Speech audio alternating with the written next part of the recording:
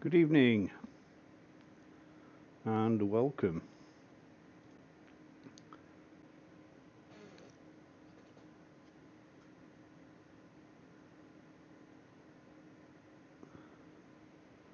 You should be seen on screen any second now. We can still see the comet, but only just. And I'm just building up exposure times. Just put the magnifier on it.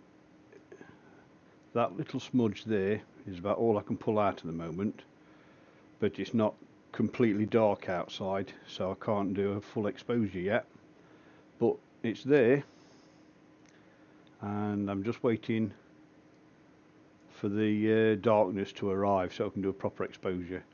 I'm limited on time though, because I've got about 45 minutes to an hour before it drops down below the horizon for my location.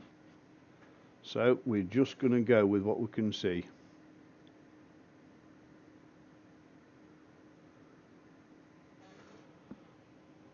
Right, I can still see it there. Let's stretch it a little bit and see if we can pull some detail out. There it is. Just there.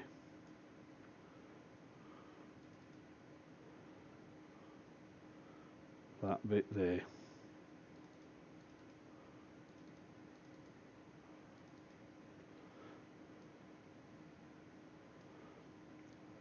That looks like the collection of fragments. So there's not a lot left. At the moment we've just got an exposure of 25 seconds. If I go any longer than that, it just overfloods. Yeah, that's it. It wiped out, it swamps the whole screen, because I've got the moon just about to break from behind the rooftops, and that's going to flood straight down the barrel of the scope.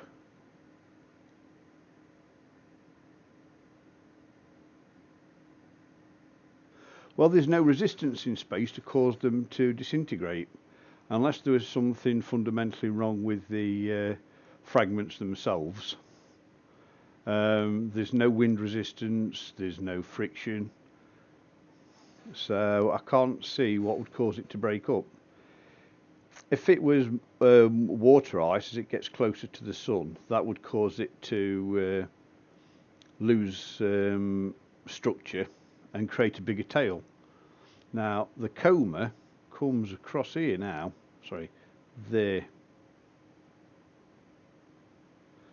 That's the core, and it comes off that way. So there's no big solid piece there now to reflect the light. So let me just do a stretch again, see if we can pull it out a bit more.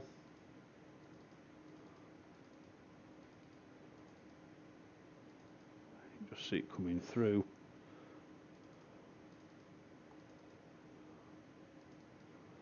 There it is. So I'm just waiting for the darkness to arrive so I can go to about a 1 minute exposure, which is what we're going to need to pull anything meaningful out of it. But that's about as much as I can get till I get proper darkness. And I'm not even sure I'm going to get it this evening, because the moon's at 100%, completely full, and it's going to be swamping my equipment soon. So let me just move that out of the way and clear the stretch, and you can just see it there. And all it is, it's barely a smudge now. I'll take it up to 30 seconds.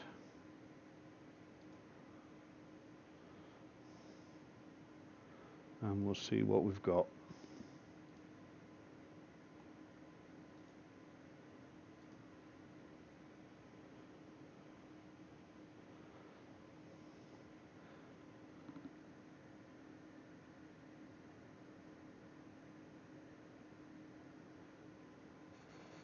You're very welcome, young man. You're very welcome. Well, I'm saying young man. You're welcome indeed. I'm not that well versed on a lot of things, but I've been following this one for a while. Here we go, look, a little bit longer exposure. Now let's see if we can stretch a little bit more out of it.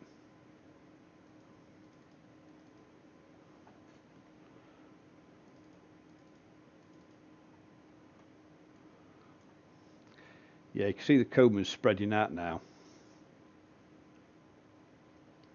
And if we get a bit closer,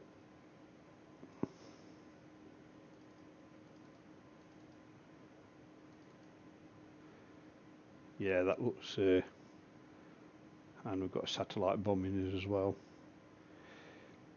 Yeah, it's that diffused now, there's not enough to reflect a meaningful amount of light. Hey Genius, welcome mate, welcome back. And yes, we've found it again in its most depleted state. There's not a lot left to reflect any light, and at the moment I'm fighting against time before it drops down below my horizon, and then before it gets to that stage I've got a full moon just about to poke over the roofs and give me some aggravation. Not according to what we're looking at on screen. I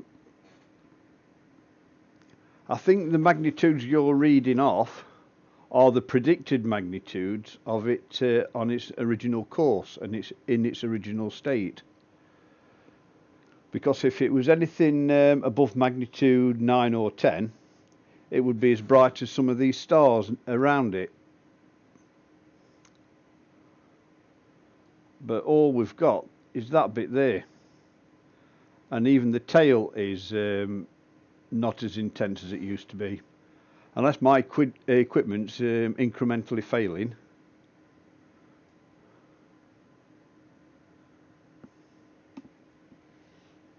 I mean, if you look at, let me just drag it across. The live tracker, yeah, I'll bring this across, look.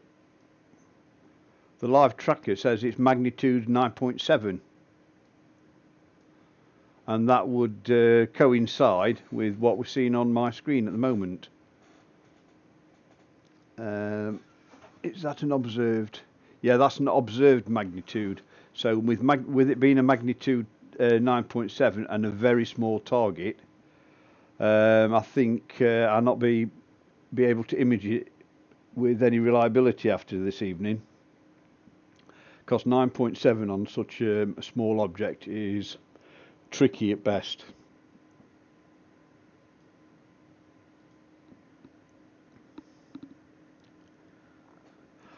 I've no idea. I've no idea. Hang on, let's just clear the stretch. Move that. Well, in that screen there, I can just about see it. I can just, and a bit of its tail. I think most people have stopped imaging it now because it's not going to look pretty. In fact, if I sit back from the screen, I can see a distinctive tail now going all the way out to here, but it's very, very wide and diffused. I wish I had that app that lets you draw on screen and you could just draw an area of interest. But yeah, you can definitely see a tail if you sit back. The most intense part is from just in front of it to about here. After that it diffuses a lot.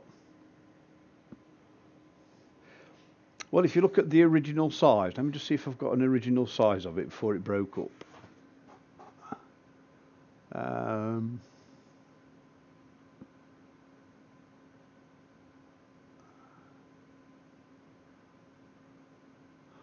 just going to Google that. I'm just going to Google that, so we've got her size.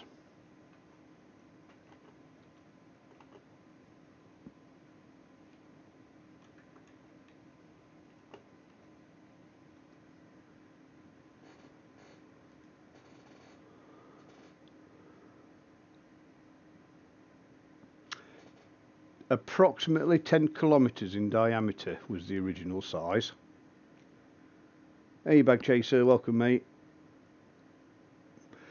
I don't think the tail's going to pose much of a threat at all, because on the 3D map it doesn't come anywhere near our trajectory, our orbit. Let me see if I can bring that up for you as well. It seems a bit of interest. But sitting back from the screen, I can definitely see the tail there. Let me just do a quick stretch and see if we can pull some more detail out.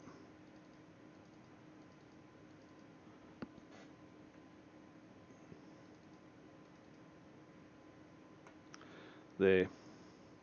You can see how diffused it is.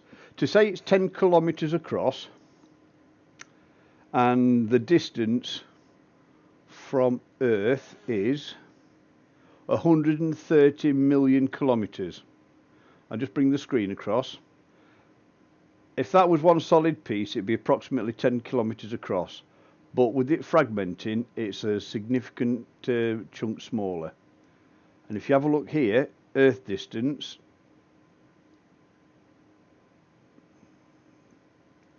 $130 million kilometres. It's still reducing, so it's still getting closer, and the speed stabilised a bit at 24.7 kilometres a second. In fact, that's increased by 0.3 from when I originally observed it. So it's still 130 million kilometres away, and surprisingly enough, we're actually still able to pick it out from the background, which I'm most pleased with. Yeah, exactly. Very damp squid. A little bit of a letdown. But I'm curious. I'm going to follow it as best I can, because as it approaches the sun, it might indeed get a little bit brighter, and we might be able to pick up the individual fragments from earthbound scopes. I mean, hopefully with my equipment. But I know some of the larger mirrors, larger scopes, will be able to pick out a lot more detail. And they're making the most of it at the moment because the atmosphere is particularly clear. With this COVID-19 lockdown, the amount of traffic on the roads is making the atmosphere really, really conducive for astronomy at the moment. So I'm making the most of it while I've got it. And there's like a larger area just there, and another larger area there, but the tail stretches as far as there. There you go, look. There you go, look. Now that's a good shot because you got a little bit more intensity. That must have been, it must have been very, very steady on atmospherics when that image was taken a few seconds ago.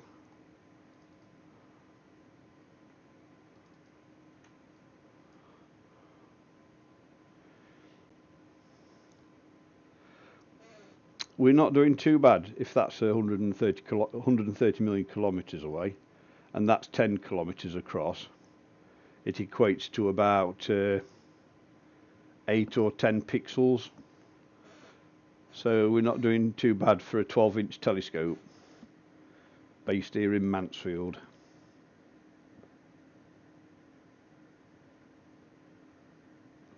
No, because it doesn't cross our orbital path.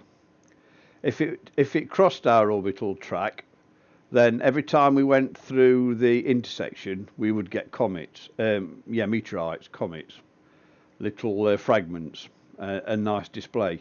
But if you look at the 3D track, it goes nowhere near our orbital path.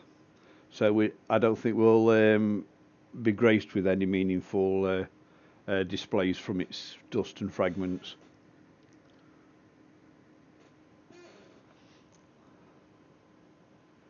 I think the bit of breeze has died down outside, but the moon has cleared the rooftop. So I think we'll be fighting the flare from the moon. Hey Tom, how you going, mate?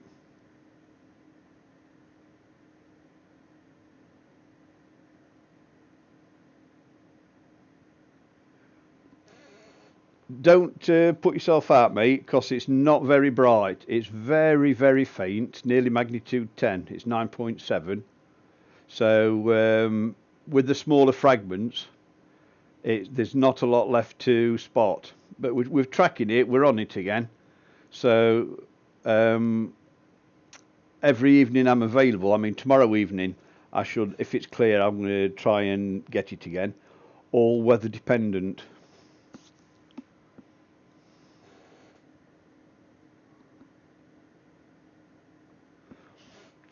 Well, we can have a look. We can have a look. I'll tell you what, just let me set a capture program off. I think we used test, didn't we? 30 exposures, 30 seconds in the luminance filter. That's not a bad one. Right, just let me set this capture sequence off. That's it. And I'll bring across the 3D orbital track.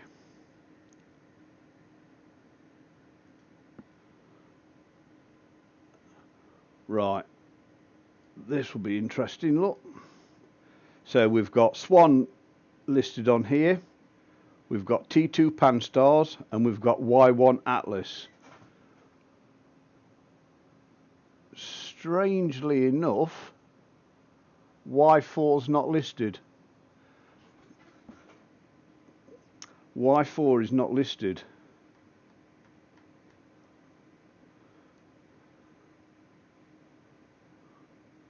So we've got Y1, T2 Pan Stars, which we were looking at yesterday evening.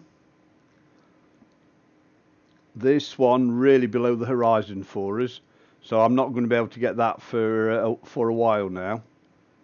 And Y1 Atlas, I should be able to pick Y1 Atlas up, but for some reason they're not listing Y4. It's such a low density fragmented piece now. I don't think it's going to be that visible, so they've not included it here. So let me just bring that one out. But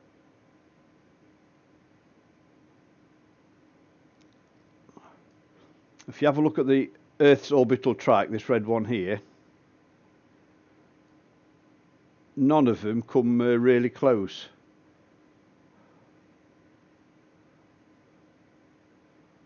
Swan comes between our orbit, sorry, between Venus's orbit and Mercury.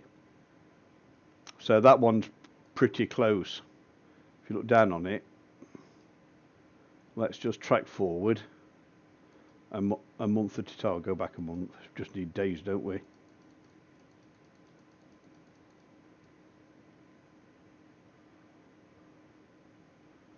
So we're looking for 23rd.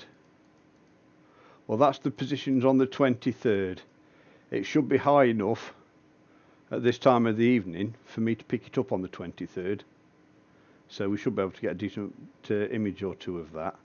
But I'm a bit disappointed because Y4 is not listed, and this is the Y4 listing. Right, let's move this back out of the way.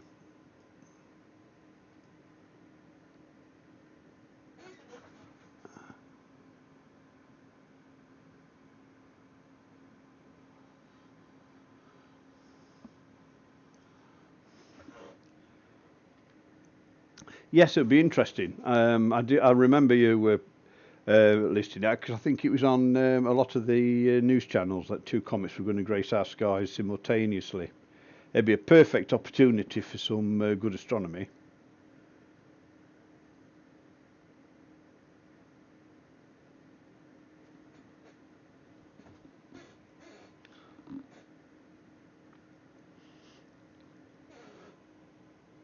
Right. You know, most evenings when I'm not streaming, because I do a lot of astronomy when I'm not streaming, because it's I don't class it as being interesting to everybody. But if you want to chat with me, I'll be on the Discord server. The link is on the discussions tab on the channel page.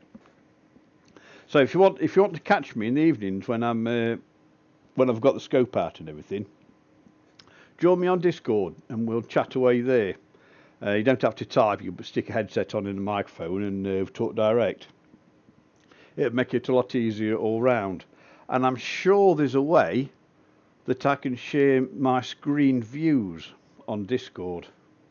I'll have to have a look into that, because I think it's pointless making a stream on something that's not interesting to everybody.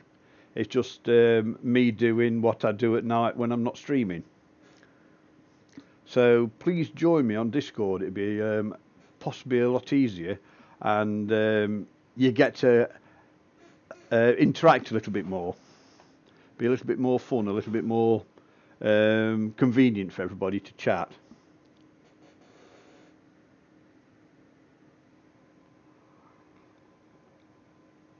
Especially the noises of me drinking a cup of tea.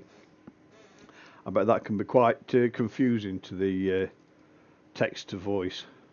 Yeah, that's a nice picture. The text to voice interpreter. Yeah, 10 kilometres across, 130 million kilometres away, we can still actually see it. But I don't think that's the solid part. I think there's a big dense ball of gas around it, and that's what we're actually picking up. That one out of the way. But yeah, you can still see it. Let's just clear the stretch. Just see it as a smudge there in the background. And as always, please like and subscribe. It helps me with the interpretation that YouTube puts on your channel popularity, and it'd be nice to creep up a little bit and get a few more people interested in what we do here. I don't think I've seen anybody else doing Y4 at the moment, because it is a difficult subject to capture, but it's not impossible, as you can see on screen. Let's just do another stretch.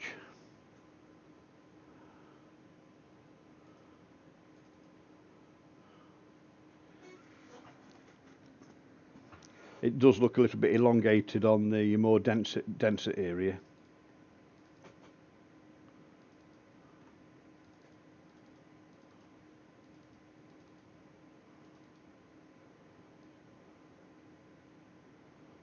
There.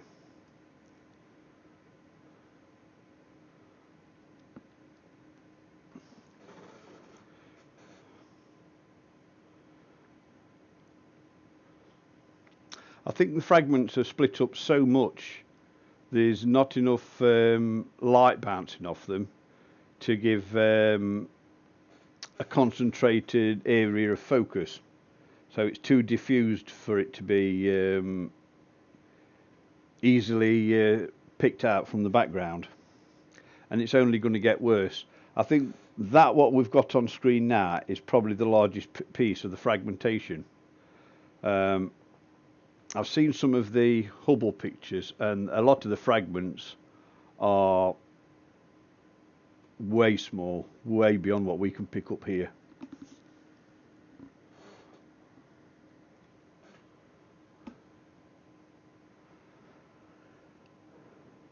Well, I'm going to stick with this as long as I can. I've got a very early shift in the morning, so I'm not going to be up very late this evening. But as normal, if it is clear, I'll be out on the scope tomorrow evening. I won't stream every night because it's not necessarily interesting to everybody. But by all means, join me on the Discord server and we can chat away. And if you do feel it's worthy of streaming, I'll kick up the server and stream it.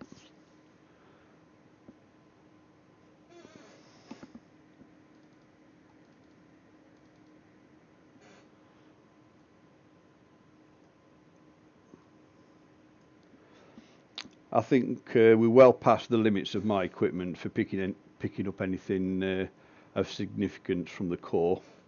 I think I'm just doing this just for a record, just to keep the record of it breaking up, just for my personal gratification. And of course, the few of you have been following it along with me. Most grateful to that. I didn't think there'd be that much interest in it. I thought I was the sad old man that plays with his toys in his green shed on the garden.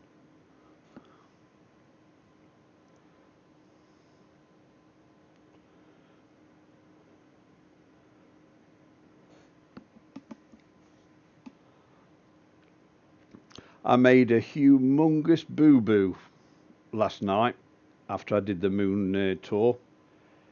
I was editing the title and description, and I couldn't make my mind up what to put in there, and I thought, now I'd delete it all, thinking I was deleting the description and all the text I'd written out about it, and I accidentally deleted the video. So I made a humongous boo-boo.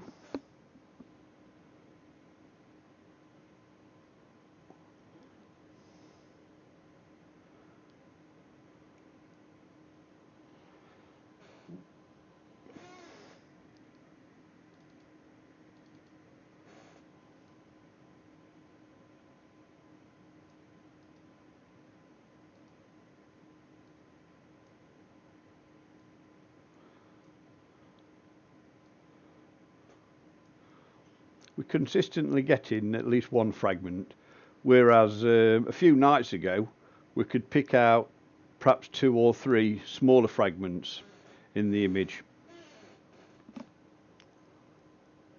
So it's definitely reducing in intensity, and the amount of stretching we're doing just to pull it in, I mean, clear that, and you can hardly see it there, so it'd be a struggle just to find it in the first place.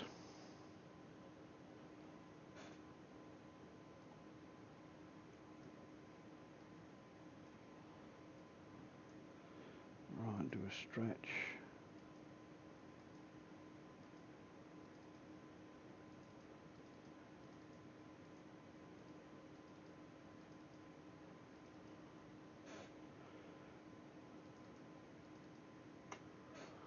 There.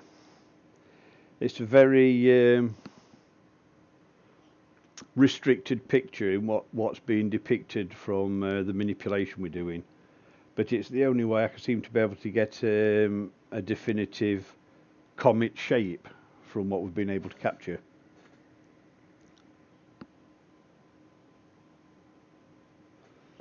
We're on exposure 17 of 30. The sensor is running at 16 degrees C, so it's just about ambient at the moment.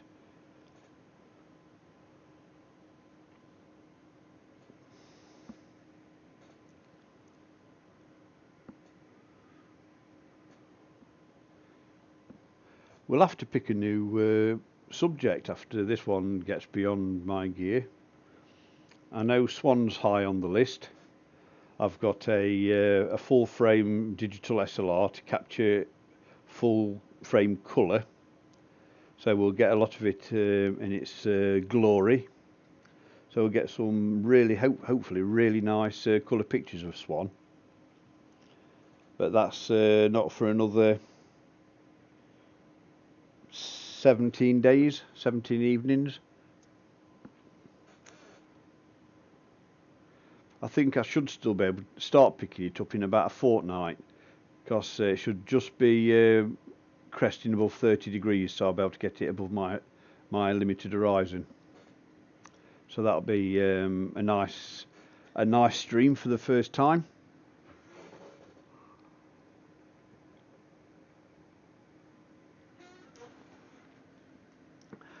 And I've got a nice little plan for Swan.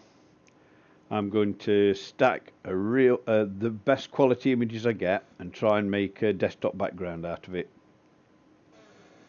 Full colour, full screen desktop background out of Swan, because I've seen other people's pictures and it looks really, really outstanding. It's got some good colours, good tail definition, and I want to do my own. Just get myself a nice new background.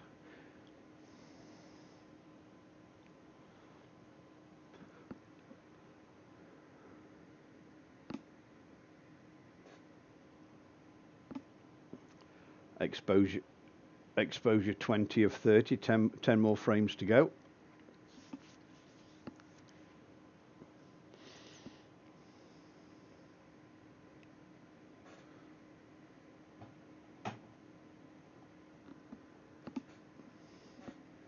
And it's just after 10:30.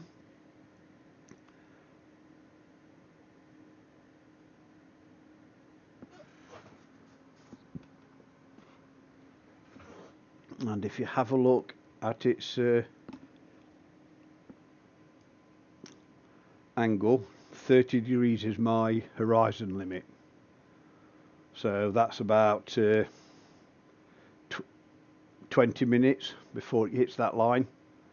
So I've got about 20 more minutes before I lose the ability to track it anymore.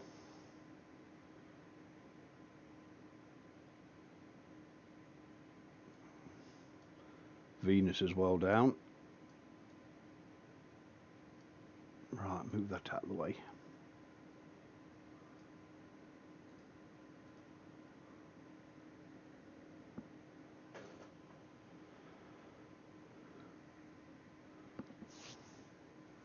Nine more frames.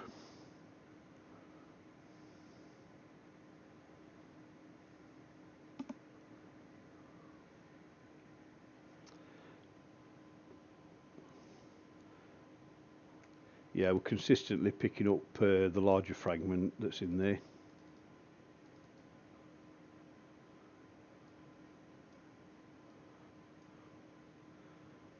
But the Coma seems to surround it in all directions.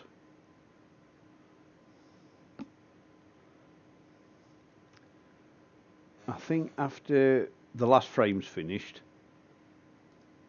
I'll try some slightly longer exposures, see what we can get with that, see if we can pull anything else out.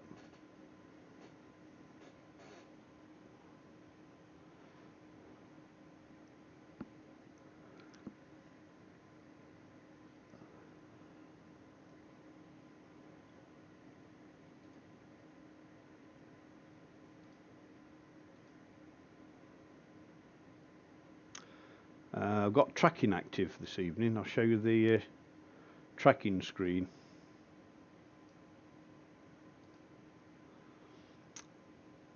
That's using the scope, the small 90mm scope, 90mm refractor that I normally use for solar viewing. And in this configuration, it's just set up to lock onto a star, and the blue lines and red vertical lines are the adjustments it's making to stay on target, to keep the target on screen.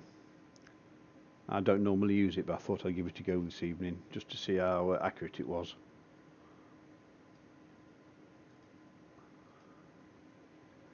Seems to be working pretty reasonable.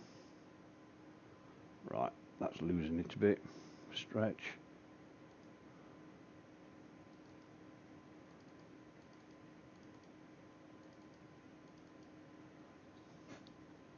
Press some buttons.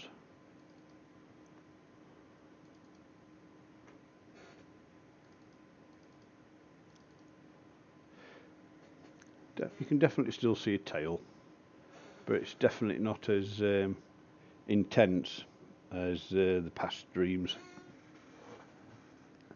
Let me get another cup of tea, a drink of tea before it goes cold.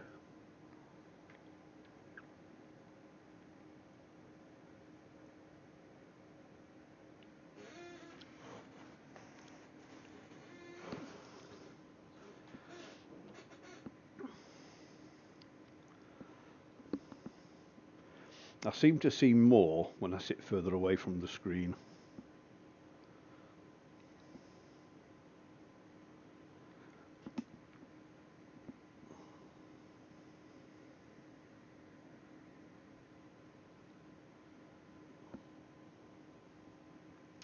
Right, 4 more frames, and then I'll have a quick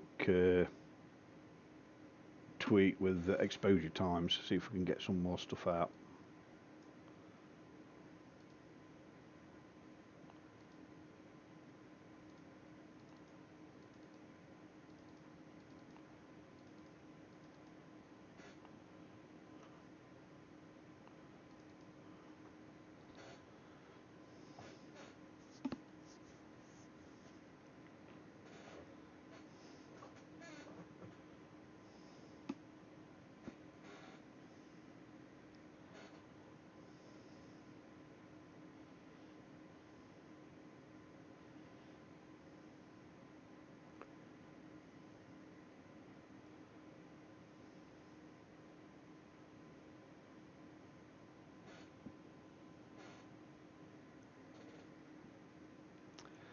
Right, 3 more frames and then it's playtime.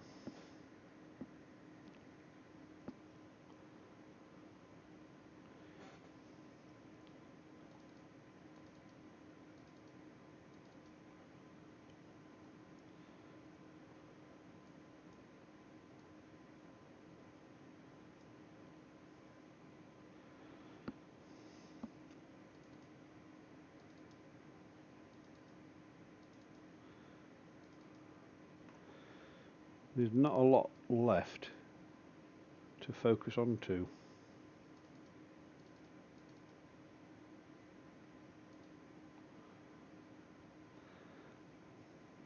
And it only just stands out from the background.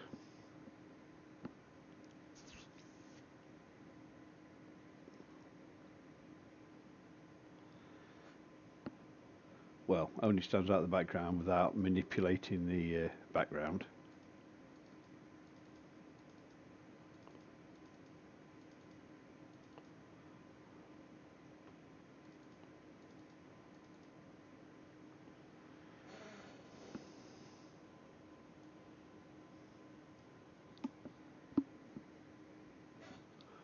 The moon's right in the wrong place now. That's going to be streaming down the tube and causing aberrations within the tube. So after the 30th frame, just going to have a few minutes on slightly longer exposure, see if we can still pull anything out. And if there's anything good, I might just do 2 or 3 frames just to grab that bit extra data for comparison to what we've had in the past, and in case we get anything else later on. So I'm not sure if this is going to be the last image that I've got, well, I'm going to be getting of it, because it even now it's just pushing my limits on my equipment.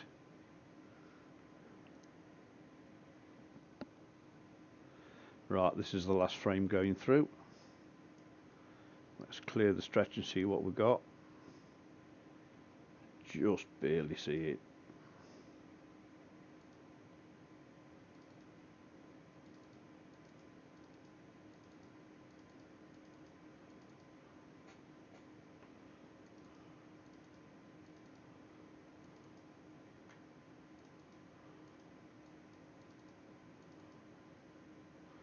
Right, that's the last frame, and there was a bit of movement on that last one because I could see the plants moving outside.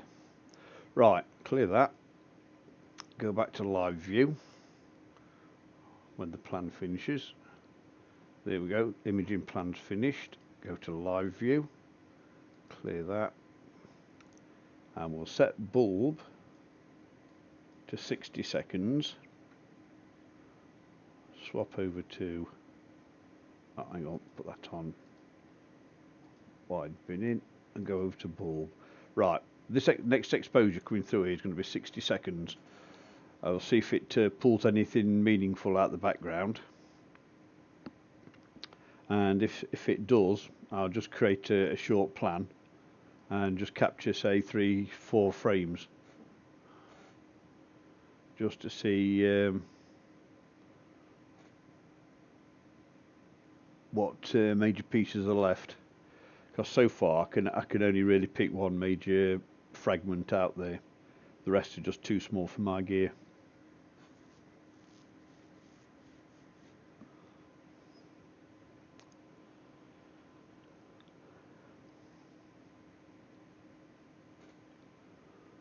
Right, halfway there. And of course there's a bit of a breeze again now.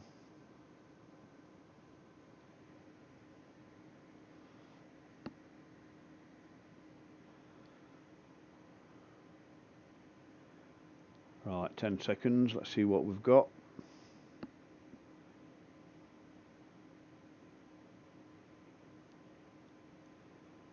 Right, let's have a look. Definitely see it in there. Let's do a stretch right.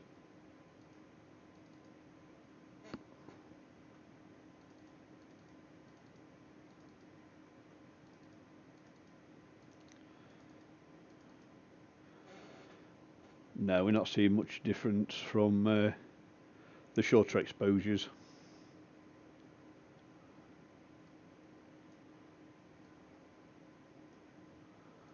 Clear that. And there's movement on that one. I thought it was getting a bit breezy out there. See what this next frame's like, because the moon now is going to have an impact on the clarity of imaging.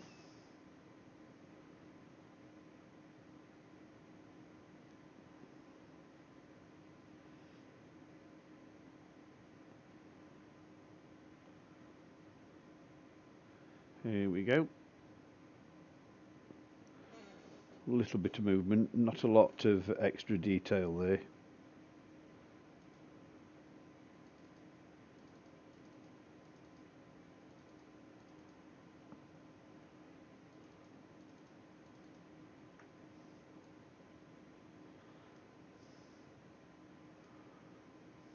Not a lot to see. Right. Well, we had the success that I didn't expect this evening, so I wasn't expecting to find it at all. And looking at that exposure there at 60 seconds, let's just go back to 30s, which are more manageable. Looking at that image there on screen, pushing the limits of the scope and the camera. Perhaps might get different data with a different camera, but not this evening. Right, we'll just let this run through to 30 seconds and then see what this last image is like. I'll save the data from tonight, and I've got lots of 3D animations, lots of stop frame animations to do of it moving through the field of view.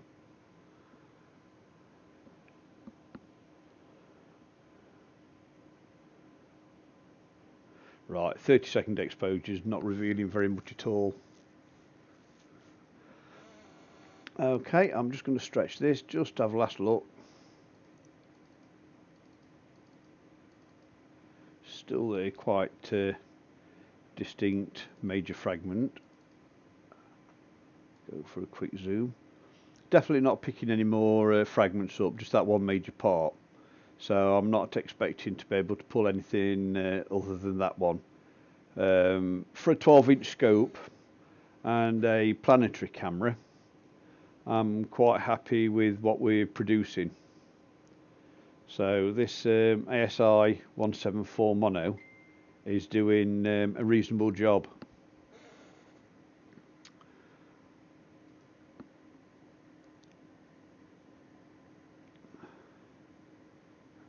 Let's have a look on that, wait for this one to go. No, it's not doing very much now. Right, I think this is a convenient point for me to close the stream. We've had a success. We found the Comet C4 Y4 Atlas, C2019 Y4 Atlas. It's very, very broken up. The light intensity has dropped significantly from when we first started imaging it on the streams. I'm not sure how many more evenings we'll be able to capture it, but I'm going to try every opportunity just for my records, and if it's anything decent I'll stream it so you can come along for the ride. My name's Andy. If you like what you see and you want to come along and explore with me next time I go live, like and subscribe. You're always welcome, and on the evenings where I'm not streaming you can join me on the Discord server. The link is in the channel window under discussions, so please join me there. And once again, like and subscribe, and I look forward to seeing any of you on the next trip to the stars.